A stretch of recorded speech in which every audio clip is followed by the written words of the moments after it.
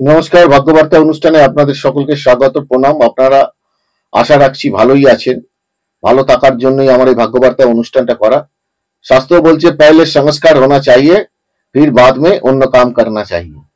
প্রথমেই আমাদের দীক্ষা সংস্কার যে যে সম্প্রদায়ের মধ্যে আছেন তাদেরকে তাই করা উচিত।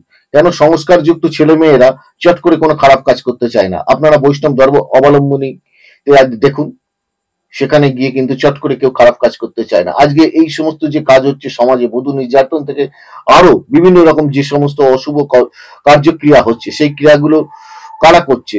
নিশ্চয়ই সংস্কার যুক্ত বিহীন ছেলেপুলেরা করছে। অতএব আপনারা আগে সংস্কার যুক্ত করান, ধর্মপথে পরিচালিত করান। দেখুন আপনাদের ছেলে মেয়ের মোটিভেশনই চেঞ্জ হয়ে যাবে। আমাদের সাথে আমাদের ভাই বোনেদের ঝগড়া হতে পারে, পার্শ্ববর্তী ঝগড়া হতে পারে, কিন্তু আপনার ছেলে মেয়েদের কখনোই শেখাবেন না যে তাদের সাথে কথা বলো না। তাদেরকে ভালো সংস্কার দিন। অনুষ্ঠান দেখুন, লাইক শেয়ার সাবস্ক্রাইব করুন। ভালো থাকুন, ঈশ্বর আপনাদের সকলে ভালো রাখুন।